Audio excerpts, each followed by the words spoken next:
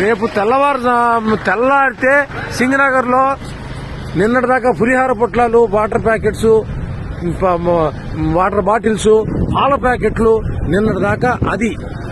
ఇవాళ బహుశా నిత్యావసర వసూలతో రచ్చ అయిపోతుందేమో మొత్తం. ప్రతి ఇల్లు, ఏ ఒక్క వ్యక్తి, ఒక్క కుటుంబం కూడా ఆకలితో ఉండదు.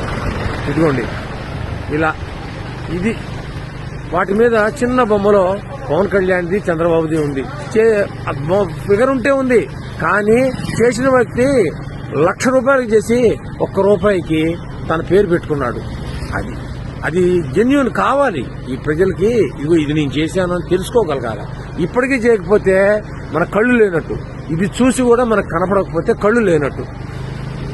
నా మాటలు మీరు వినకపోతే మీకు చెవులు లేనట్టు. అసలు మొత్తానికి హృదయం లేనట్టు. అసలు ఇదిగో చూడండి, ఇది కళ్ల ముందర తయారు చేసింది. ఇదిగో ఇవన్నీ ఏమి డబ్బులకి ఇచ్చేవి కాదు, ఇది ఫ్రీ నిత్యావసర మొత్తం ప్రతి ఇంటికి ఇవ్వడానికి ఒక్క ఏరియాకి పంపిస్తున్నది. ఇది దేశం మొత్తానికో రాష్ట్రం మొత్తానికో కాదు. ఇది ఒక్క ఏరియాకి వచ్చిన కష్టానికి. కష్టం పెద్దదే కాదన్నాం, అది ప్రకృతి విలయం. కానీ రియాక్ట్ అయినటువంటి పద్ధతి ఏంటి? చేయాల్సిన టైంలో ఏం చేశాం, తర్వాత ఏం చేస్తున్నాం? ఇదిగో ప్రజలు అలా పడుకుని ఉన్నారు నేల మీద చేస్తూ. అసలు మనం మొత్తం వీడియో ఒకసారి అప్లోడ్ చేయగలిగే వాట్సాప్ లో పంపించేంత వీడియో కాదు ఇది. ఎన్నిసార్లు పంపించాలో ప్రజలు. ఇందాక చేసింది మళ్ళీ రిపీట్ అంటారేమో కొంతమంది మహానుభావులు. చూసుకోవాలా ఏ ఒకటి. ఇదిగో ఎక్కడ బయలుదేరాను, బీఆర్టీఎస్ రోడ్డుకి నేను సగంలో నుంచి బయలుదేరి సత్యనారాయణపురం శారదా కాలేజ్ దగ్గరికి వచ్చా. ఇప్పటికి ఇంకా అవ్వలేదు ఇది.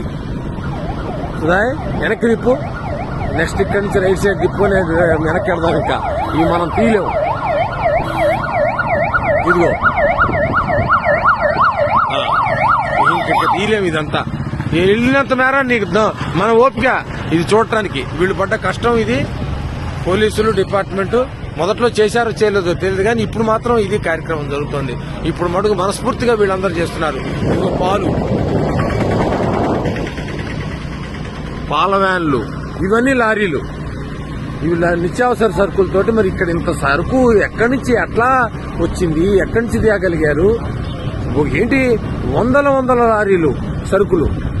ఇంక నిన్నటిదాకా తడిచిపోయింది అనుకుని ఎవడైనా ఫీల్ అయితే బహుశా పెళ్లి జరిగితే ఇంట్లో ఎంత సరుకు అయితే తెప్పించుకుంటామో ఇవాళ అంత ఉంది. ఓకే, ఇక వాళ్ళ ఇంట్లో శుభ్రంగా కడిగి పెట్టి బట్టలు ఉతుక్కోవడానికి కావాల్సిన నీళ్లు ఇచ్చి సరుకులు ఇచ్చేశాం. బహుశా ఇది ఇవాళ ప్రభుత్వం చేయకపోతున్న పని.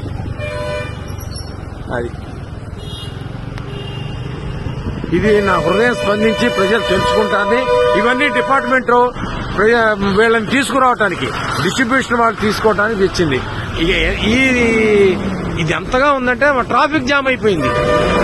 వాళ్ళు ఇంత అడ్మినిస్ట్రేషన్ చేస్తున్నా ట్రాఫిక్ జామ్ ఇవి వచ్చినాయి. ఇక్కడ 5 వరుసల్లో ఉన్నాయి. 2.5 కిలోమీటర్లో 5 వరుసల్లో లారీలు.